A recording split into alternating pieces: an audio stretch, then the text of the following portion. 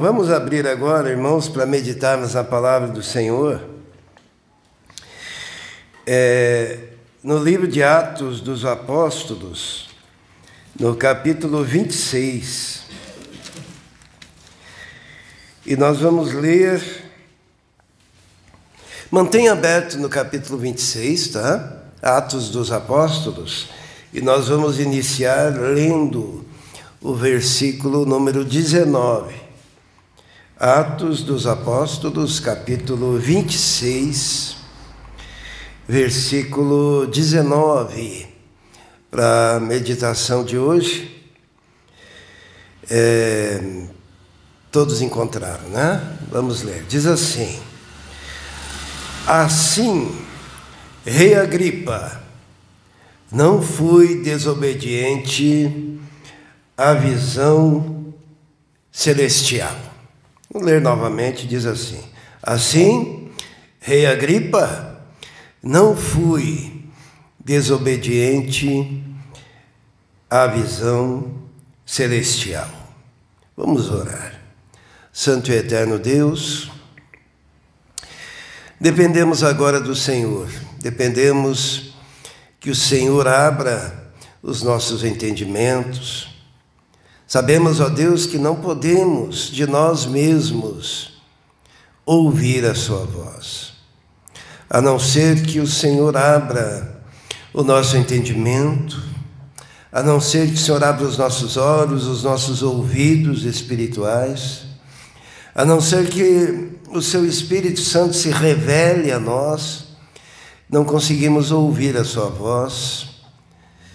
Dependemos de Ti, dependemos da unção do Teu Espírito Santo neste momento, dependemos do toque do Senhor, para que possamos compreender aquilo que o Senhor tem a falar conosco. Pedimos então a Tua bênção, ó Deus, a ação total, plena, completa do Teu Espírito Santo.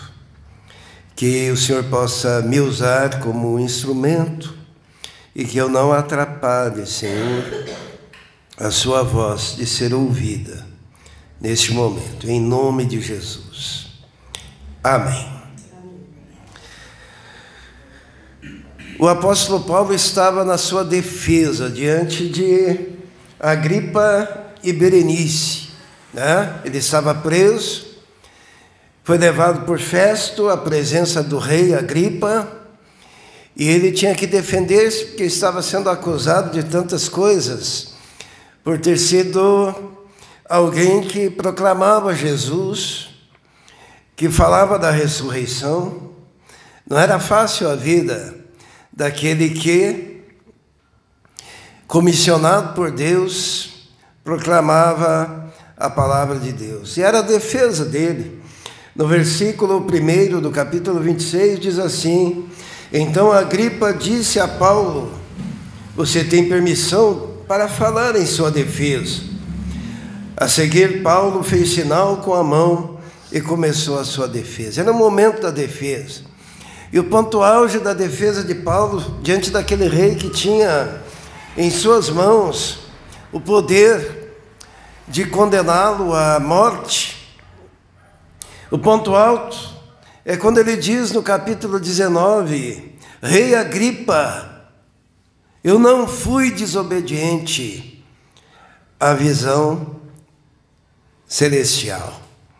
As pessoas perguntam como é que Paulo conseguiu superar tantas coisas. Ele foi apedrejado, ele foi preso diversas vezes, ele passou por naufrágio, tem um naufrágio logo em seguida a esse acontecimento aqui, e ele termina a vida alegre dizendo: Combati o bom combate, terminei a minha carreira e guardei a fé. Da onde que vinha esse poder ao apóstolo Paulo? E nós podemos dizer que o apóstolo Paulo era um homem que foi obediente e fiel à visão celestial, porque ele era um perseguidor da igreja. Ele mandava prender, ele mandava matar. Na hora do voto, para ver quem poderia permanecer vivo dentre os cristãos, ele dava o seu voto contrário, voto para a morte. Ele fala sobre isso para o rei Agripa, no versículo 9, vamos ler, diz assim, Paulo falando: eu também estava convencido de que deveria fazer todo o possível para me opor ao nome de Jesus, o Nazareno. Alguém me dá uma água. E foi exatamente isso que fiz em Jerusalém. Com a autorização dos chefes dos sacerdotes, lancei muitos santos na prisão, e quando eles eram condenados à morte, eu dava o meu voto contra eles. Muitas vezes ia de sinagoga em sinagoga, a fim de castigá-los, e tentava forçá-los a blasfemar. Em minha fúria contra eles, cheguei a ir às cidades estrangeiras para persegui-los. Essa era a vida de Paulo antes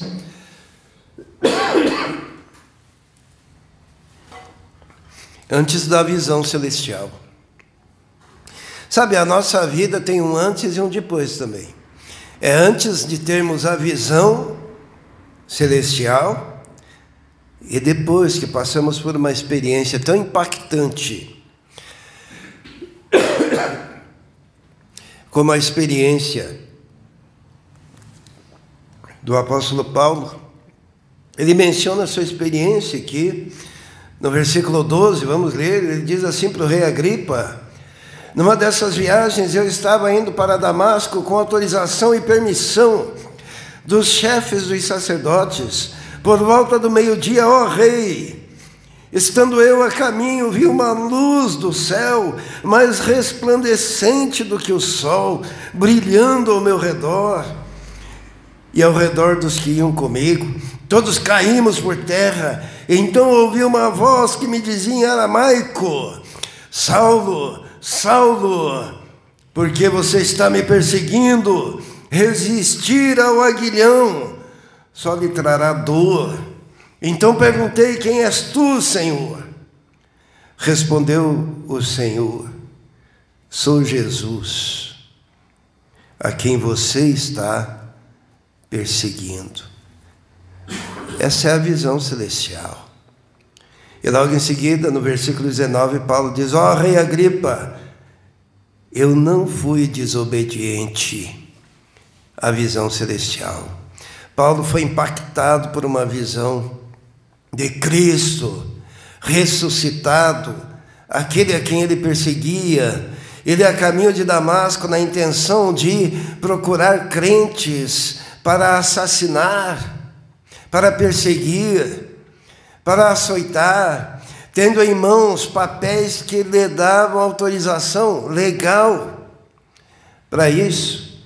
Ele tem um encontro com Jesus, e Jesus aparece para ele naquela luz brilhante, mais brilhante do que o sol, e aquela visão do Senhor o torna cego, e ele cai por terra. Mas quando ele se levanta e vê Ananias, um servo que aparece uma vez só na Bíblia, o grande Paulo, agora tendo que ouvir um humilde servo. E aquele homem ora por Paulo para que Paulo recupere a visão, prega o evangelho para Paulo, diz: Paulo, por que você está demorando? Se levante, confesse os seus pecados, batiza-te, lava os teus pecados e obedeça. E quando Paulo tem essa postura, ele se levanta impactado por uma experiência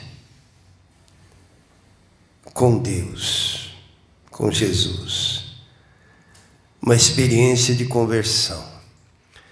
Sabe, os grandes homens de Deus, todos eles tiveram em algum momento o impacto da visão celestial. Lembram de Isaías?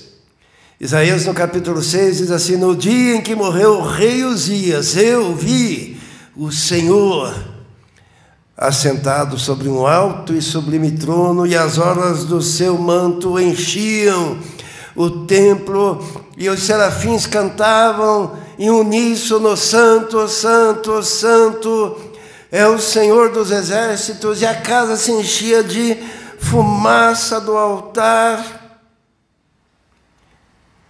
E eu percebi que era um homem pecador, de lábios impuros, que habitava no meio de um povo de impuros lábios. E os meus olhos haviam visto o trono de Deus. E o que aconteceu?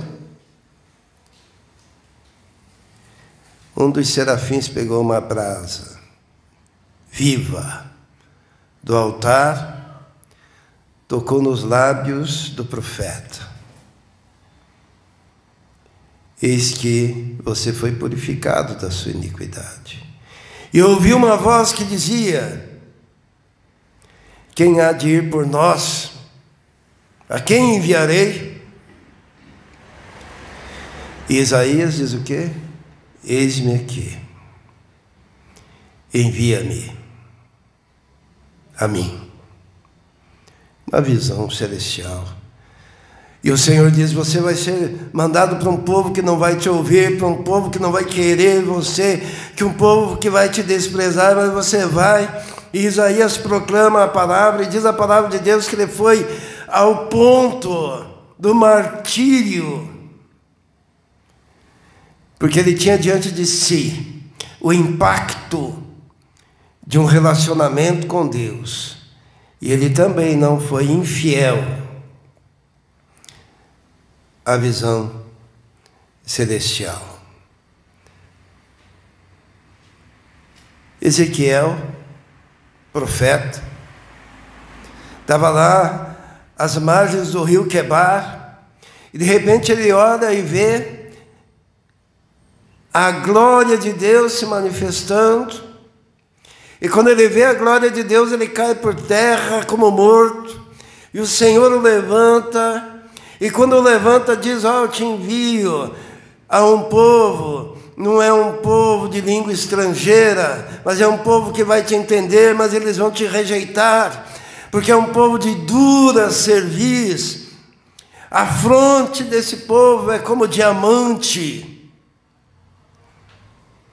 Mas ele seguiu, proclamou, anunciou,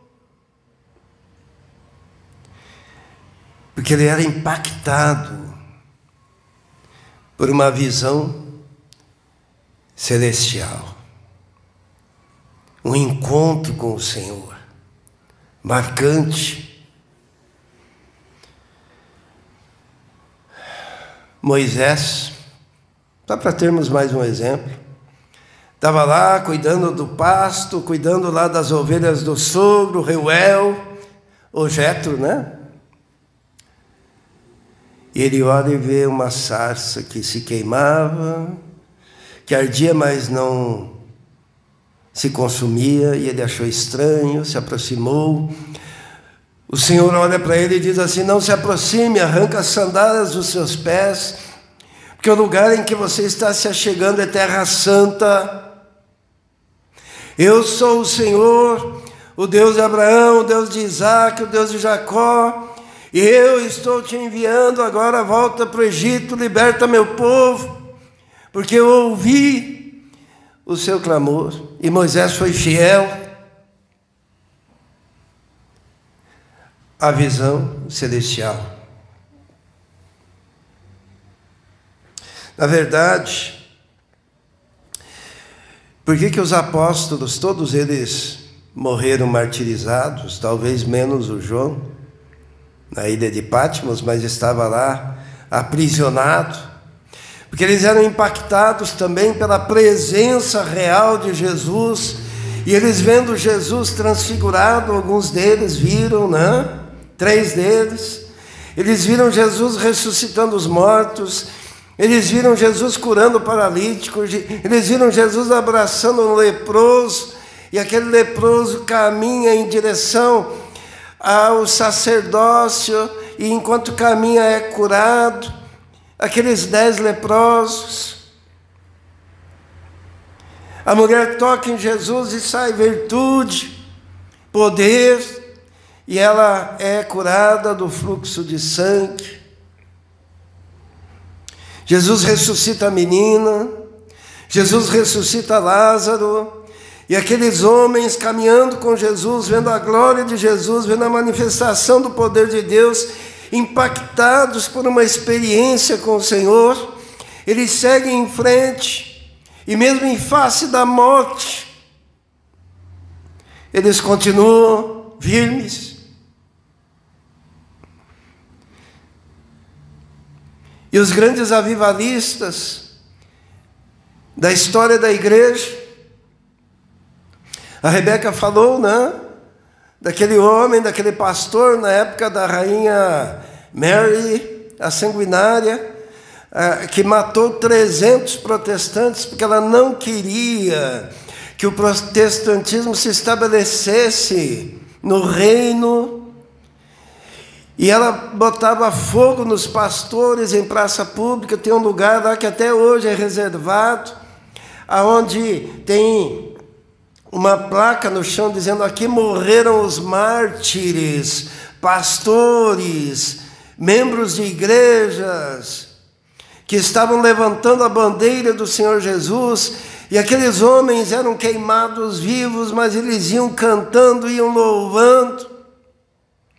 A Rebeca mencionou que os jovens da igreja, no dia da morte do seu pastor, seria pela manhã, levantaram cedo, foram até lá, assistiram ao martírio, voltaram para casa, e os pais perguntaram: mas o que vocês foram fazer lá? E aqueles jovens responderam: nós fomos aprender o caminho, para que quando chegar a nossa vez, nós saibamos como agir. Eram pessoas que tinham visão celestial, que tinha Jesus ardendo no coração, que tinha um brilho diferente na vida, que tinha os seus olhos não voltados para esse mundo, mas voltados para a eternidade, voltados para aquilo que Deus faz, para nos libertar dos nossos pecados. O apóstolo Paulo se mantinha firme, porque ele não era infiel à visão inicial que ele teve, quando ele teve um encontro com Jesus. E hoje nós nos perguntamos: a igreja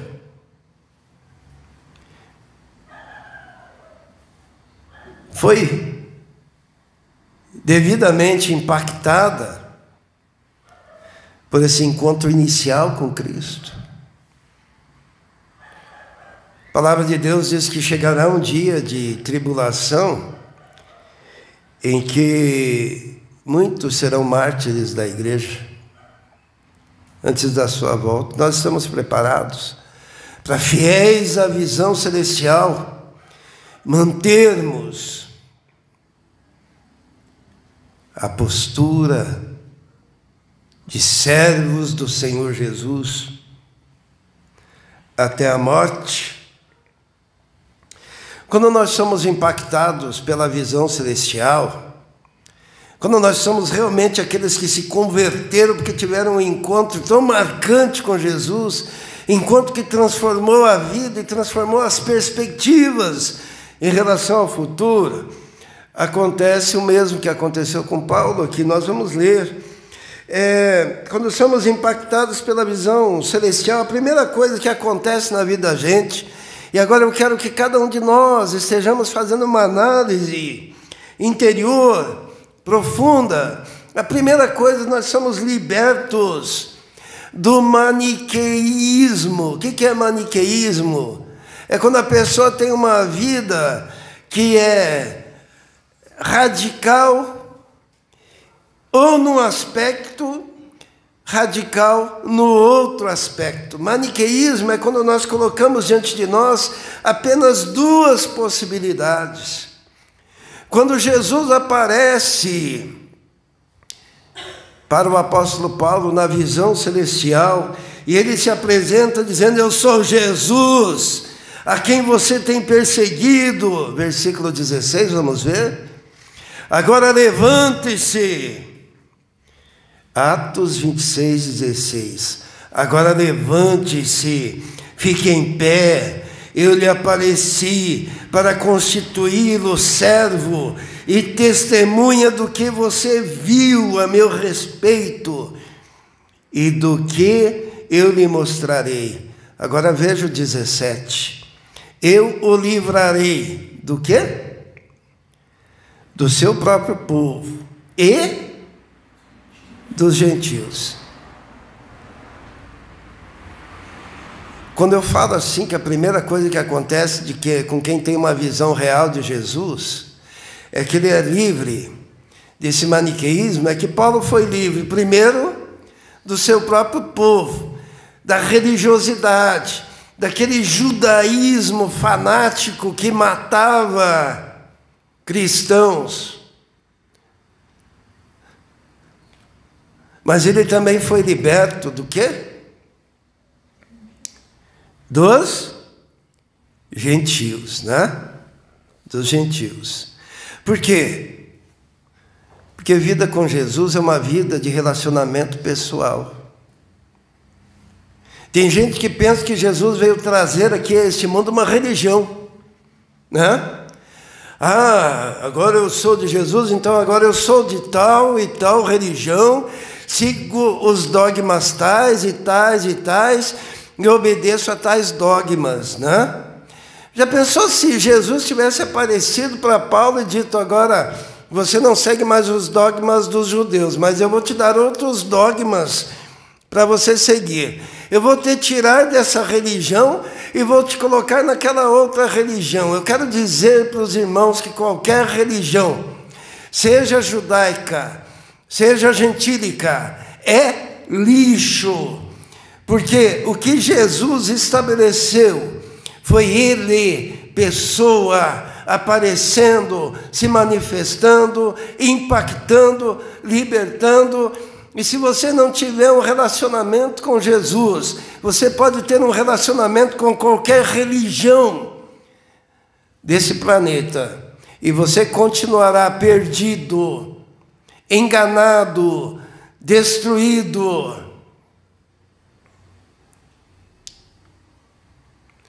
Na Escócia, tinha um cara chamado John Knox. Ele foi discípulo de Calvino. Ele morreu mais ou menos em 1560.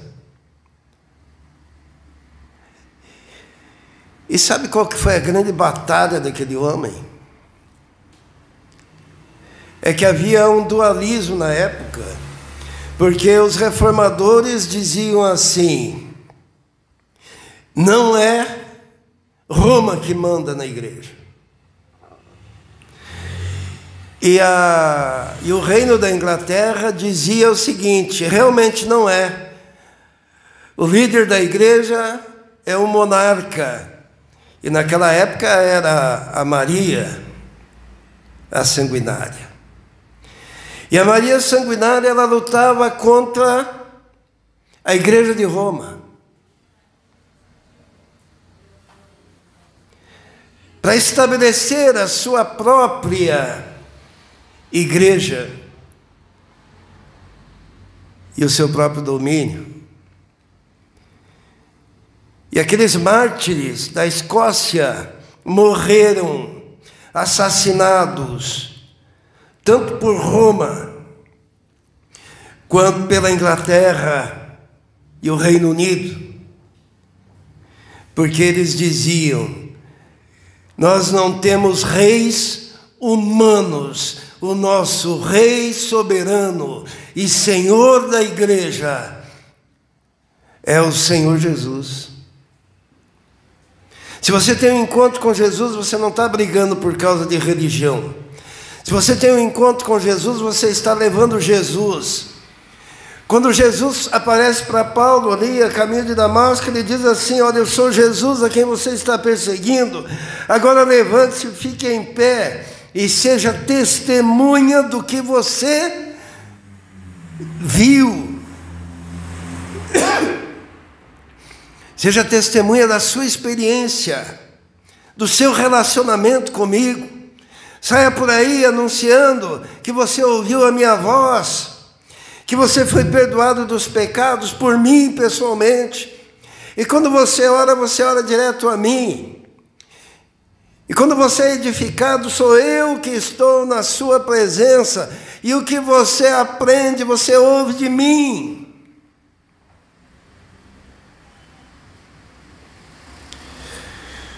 Jesus fala: olha, você será testemunha do que você viu a meu respeito e do que lhe mostrarei. Vida com Jesus é um encontro inicial onde você é impactado profundamente com o perdão dos seus pecados e o relacionamento com Jesus, mas a partir disso você tem experiências diárias com alguém que fala contigo, que anda contigo, que ministra na sua vida, que abre os seus caminhos, que é teu companheiro de jornada, que habita em você.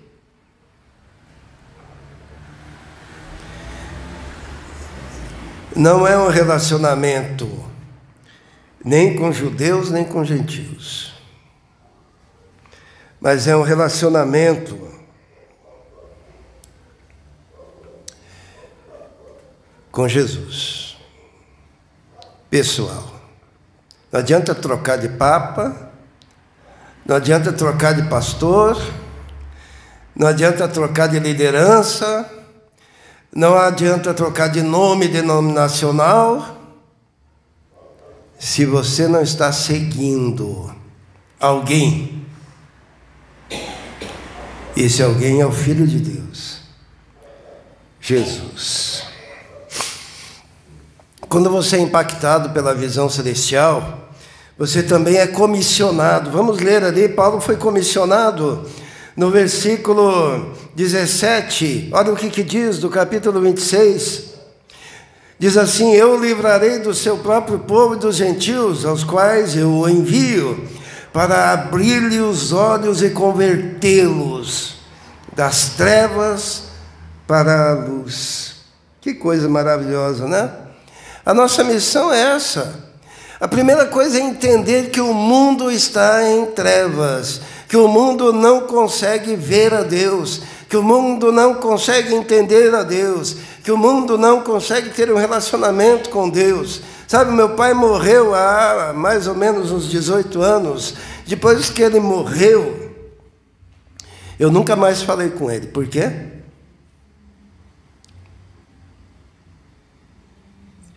Porque ele morreu, não é isso? Porque a morte é uma separação. Lá no Jardim do Éden, Deus falou para Adão: no dia em que comer desse fruto, certamente morrerás. Sabe o que significa isso? Deus foi procurar Adão, depois que Adão havia pecado, e não houve mais comunicação. Irmãos, nós como igreja, a gente tem que parar de falar besteira por aí. Não digo essa igreja, mas a igreja de forma geral. O homem sem Cristo não tem comunicação com Deus. Tá? O cara que não tem Jesus pode fazer o que quiser, pode rezar, pode se cortar com faca, pode pular, pode fazer ritual, pode fazer sacrifício, pode fazer o que quiser. Não tem relacionamento com Deus. Por quê? Porque está morto. E não significa que haja alguma benevolência de Deus em que Deus permita o indivíduo encontrar-se com Ele por algum outro fator, seja fator religioso, seja o que for. No Antigo Testamento, o indivíduo tinha que pegar um cordeiro, matar o cordeiro, derramar sangue. Isso era feito continuamente, simbolizava Jesus, e só através dessa simbologia ele conseguia, de uma forma muito subjetiva, ter um encontro com Deus. E quando Moisés disse: Senhor, eu quero vê-lo, Deus fala: você não pode, porque quem vê a minha face vai morrer, porque Deus é fogo consumidor. E o indivíduo que tenta se aproximar de Deus sem Jesus, ele é consumido, e por isso Deus, na sua misericórdia, nem permite. O homem que está na religiosidade está perdido, o homem que está nos rituais está perdido, o homem que se acha religioso está perdido, o religioso também está cego. O indivíduo que não teve um encontro com Jesus está cego, está em trevas, está condenado.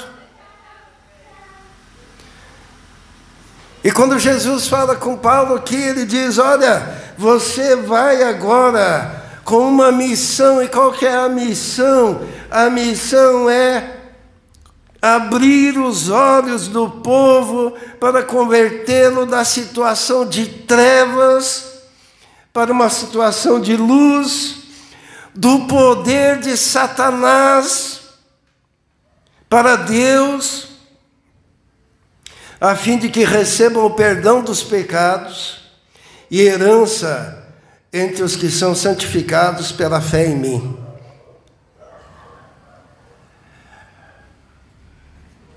Um dos grandes erros da pregação moderna, que a gente chama de evangelicalismo moderno, é anestesiar o povo a respeito do pecado e deixar o indivíduo naquele estado intermediário. Sabe quando você vai fazer uma cirurgia e você está anestesiado e você não tem muita noção do que está acontecendo? Tem pregação que é para fazer isso, para deixar você anestesiado, para que a sua passagem para o inferno seja menos dolorida.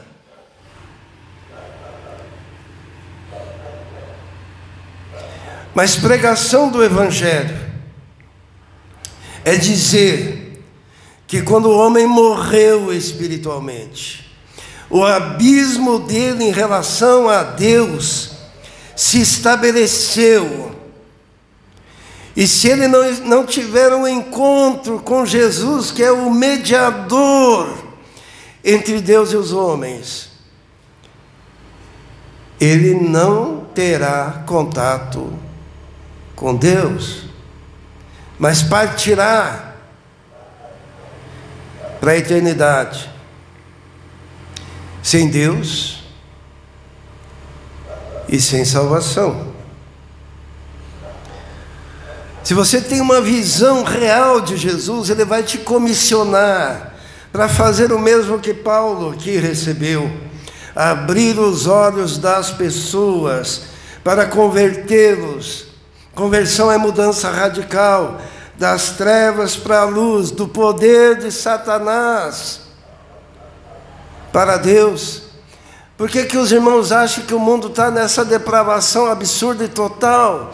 É porque o mundo está debaixo dos poderes, dos principados, das potestades.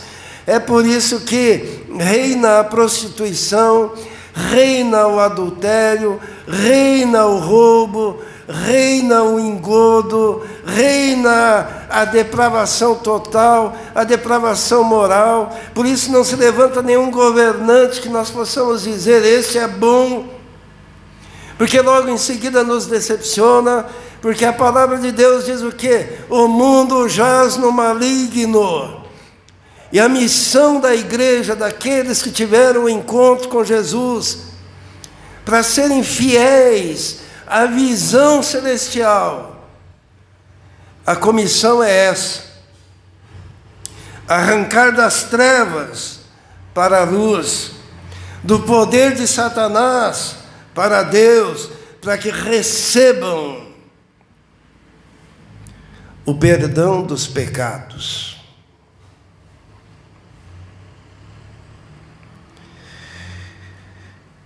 Paulo era um homem bom, não era? Não? Antes de se converter, o Saulo, ele não era bom? Se ele vivesse hoje em dia, ele seria top de bom, né? Porque ele era entendido na religião judaica, ele era fidelíssimo, não é? Ele era corretíssimo em tudo que fazia, certo? E quando ele perseguia, ele achava que estava fazendo um serviço para Deus. Deus teve que derrubar ele para ele entender que ele era pecador. Que as pessoas têm muita dificuldade de entender o que é pecado. Vamos ver o que é pecado lá em Isaías, no capítulo 64. Porque as pessoas estão indo para o inferno pensando que são boas. Porque não entendem que pecado é separação de Deus. Isaías capítulo 64, versículo 6. Vamos ver o que é pecado?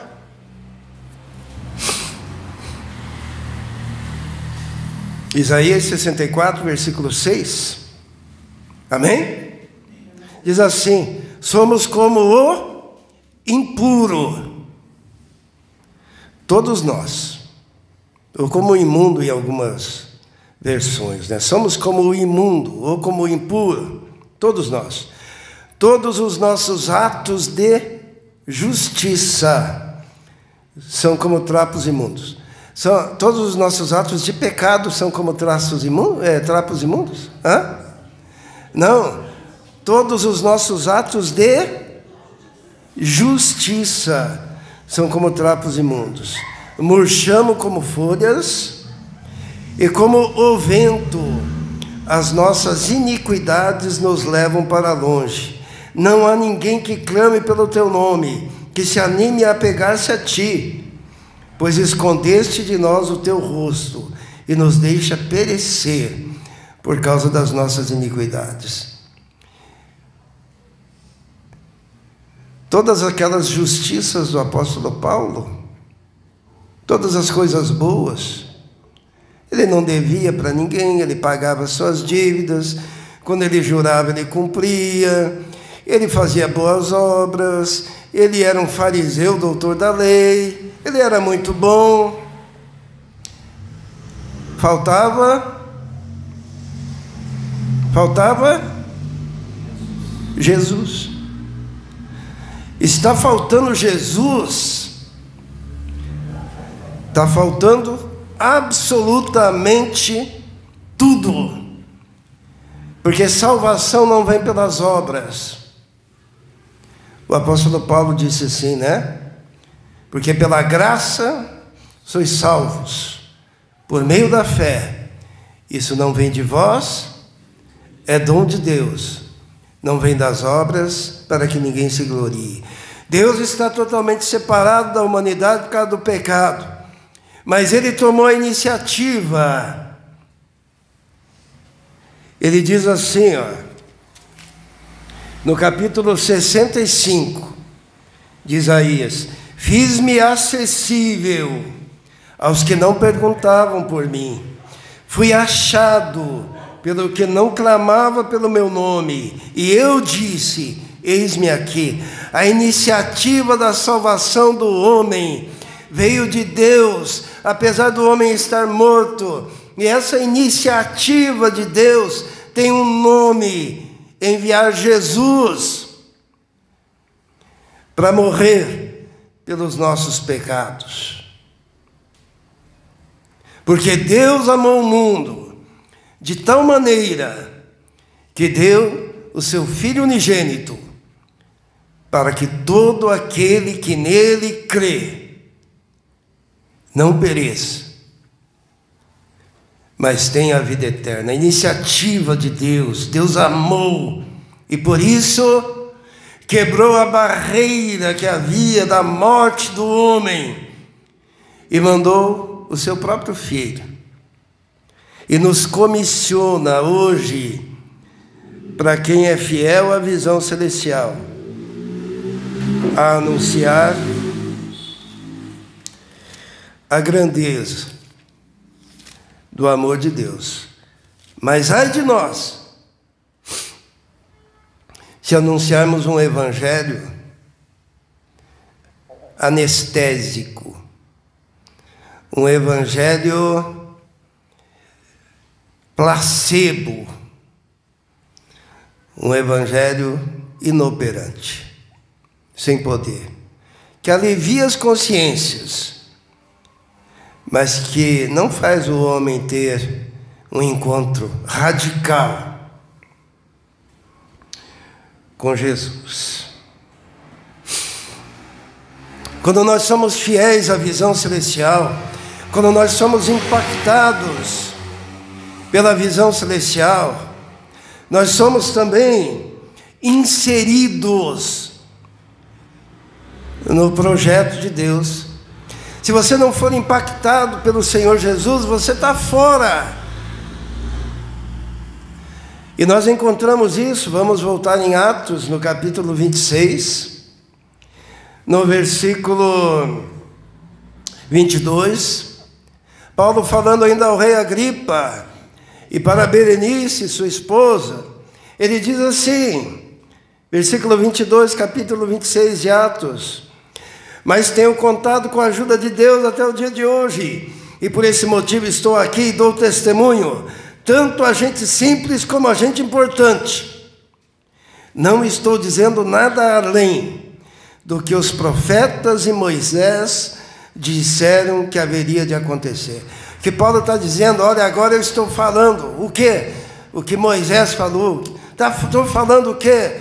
Estou falando o que os profetas falaram. Eu sou continuidade. A partir da visão que eu tive de Deus, eu fui inserido no projeto de Deus.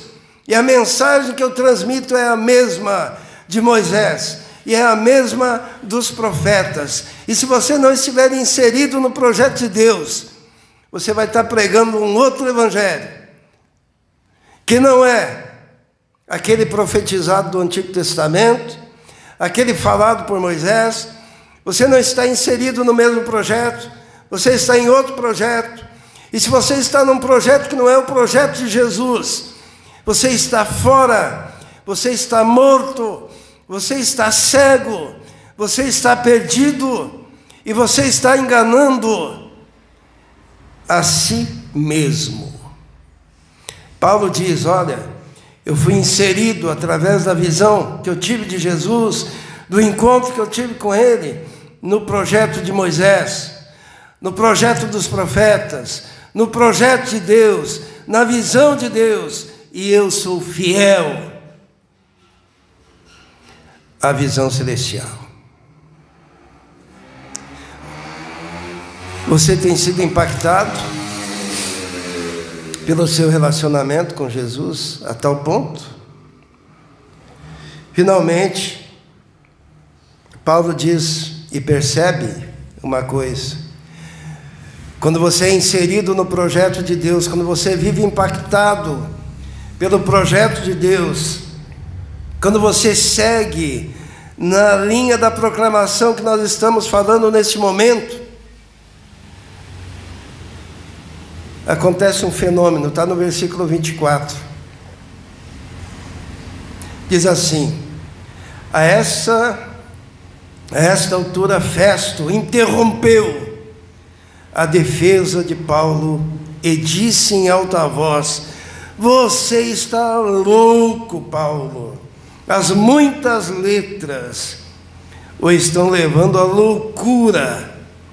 Respondeu Paulo: não estou louco, excelentíssimo Festo. O que estou dizendo é verdadeiro e de bom senso.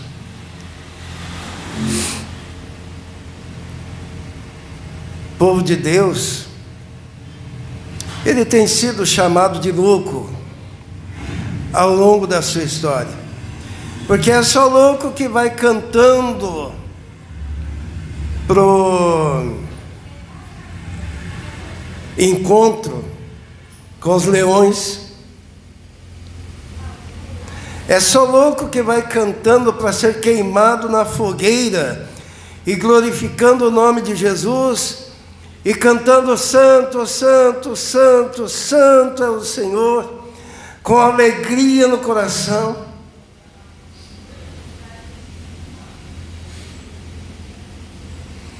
É só maluco que está na prisão, nu, foi açoitado, 30 açoites, ou 40 menos 1, 39 açoites na frente, 40 açoites menos 1 nas costas, amarrado no tronco, em Filipos, ao lado do amigo Silas, e lá pela meia-noite faz o quê? Ora, canta louvores, adora. É maluco. É muito assustador, meus irmãos. Nós hoje queremos ser aceitos por todos, né?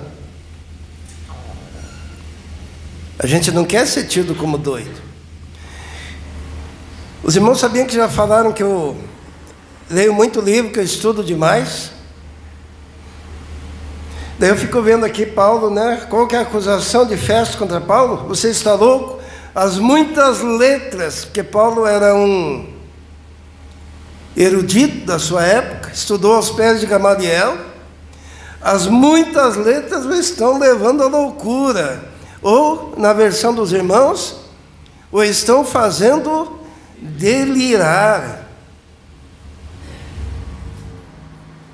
Porque o Evangelho, ele vai no contrassenso de um mundo que quer se organizar em torno da consciência humana e da visão humana, da cosmovisão humana. E Deus diz, olha, vamos frear o caminho dessa humanidade e colocar as coisas no lugar. Os meus pensamentos são mais altos que os seus. Os meus caminhos são melhores do que os seus. E o homem de Deus, ele vive numa perspectiva diferente. Ele é tido por alienado. Vamos ler lá em 1 Coríntios, para encerrarmos, no capítulo 4. E nós vamos ver se nós nos enquadramos naquilo que Paulo diz que é o ministério cristão.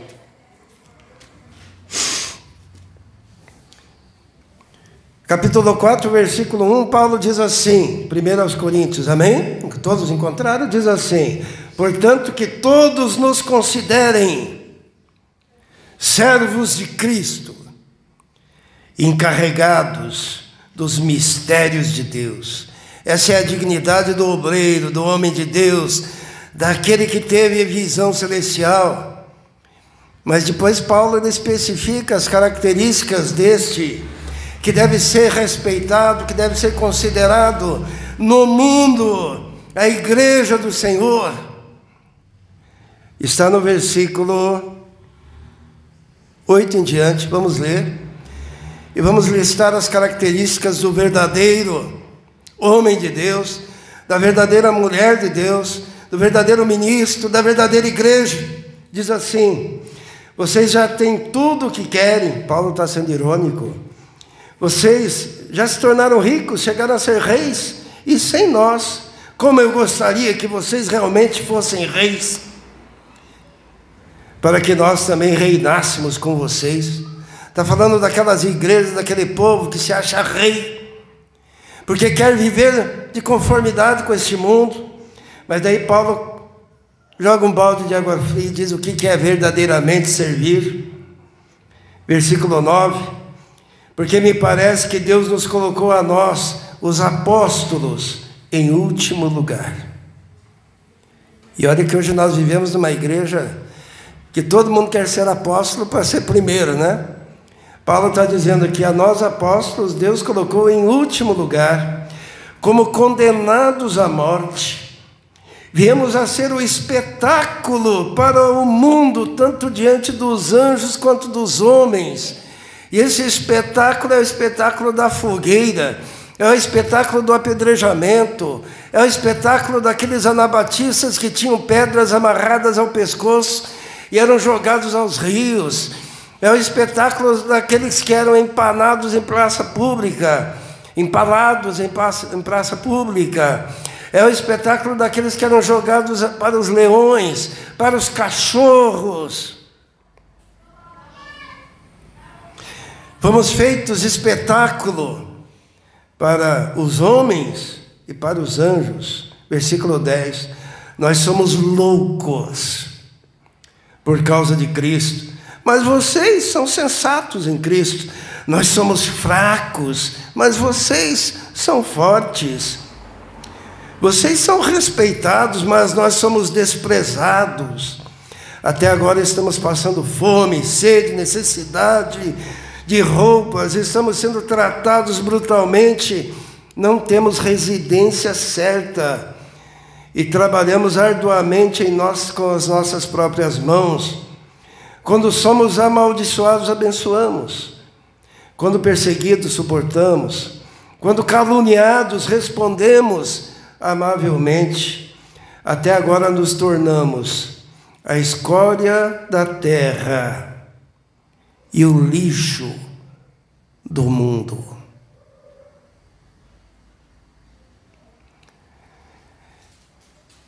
Ser fiel à visão celestial é estar pronto para dar seguimento ao relacionamento com Deus nos tempos de bonança, com fidelidade, mas também nos tempos das dificuldades, com fidelidade, porque o impacto da visão celestial nos leva a caminhar nos mesmos passos de Jesus. Lembrando que o caminho de Jesus foi a cruz. Jesus diz assim que se perseguiram o pai de família, quanto mais os seus prosélitos.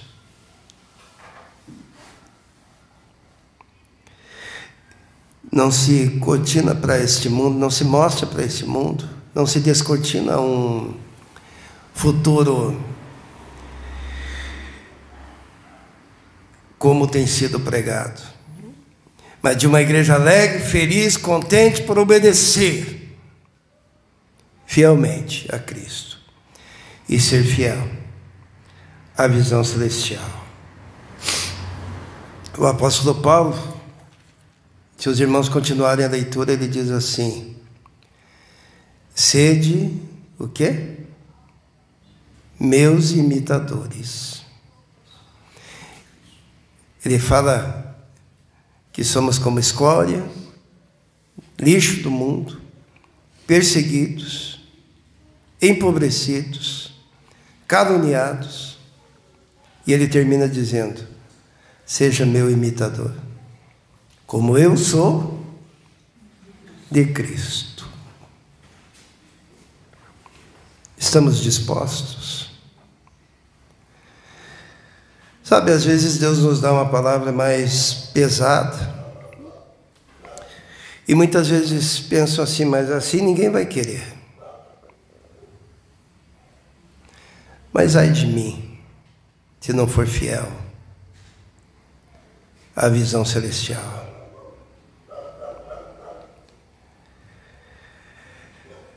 A igreja, diversas vezes na história, desde o seu começo, prostituiu-se com o mundo.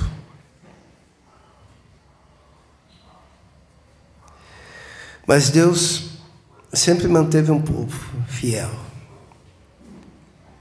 que servia a Cristo, independente de qualquer situação ou circunstância. Hoje, quando eu escuto pessoas dizendo, mas por que questionar quem pensa de forma diferente em algumas coisas? Se forem coisas irrelevantes, não tem problema nenhum, mas se for na palavra do Mestre, desde o início da igreja até hoje, homens estão sendo martirizados para a defesa daquilo que Jesus falou e para a preservação da fé até que Ele venha. E nós devemos estar dispostos a levantar essa bandeira da palavra do Senhor até que Ele volte. Vamos orar. Senhor, sabemos que nós somos pequenos diante de tudo isso, mas temos a convicção da visão que tivemos inicialmente, quando tivemos um encontro contigo, e a Tua palavra calou tão profundamente no nosso coração, e nos aliviou, e nos livrou, e nos limpou, e nos purificou dos nossos pecados, nos lavando totalmente pelo sangue de Cristo. E essa lembrança daquilo que o Senhor fez por cada um de nós, esse impacto do dia em que o Espírito Santo nos encheu de alegria e nos deu a visão e o amor e o desejo pela salvação da nossa família, dos nossos vizinhos, dos nossos parentes. A visão celestial, a visão que tivemos de Ti, do Calvário, aonde o Senhor morreu por nós. Senhor, pedimos que o Senhor não permita que haja um esfriamento, ó Deus. Que o primeiro amor se esvaia, que escorra para longe, e que algo diferente, que não seja o Teu amor, sustente a nossa caminhada. Pedimos então a Deus que o Senhor nos encha do Teu Espírito Santo e nos encha de amor, daquele amor inicial e daquela visão celestial concedida a cada um de nós. Não seremos desobedientes à visão celestial. Em nome de Jesus. Amém.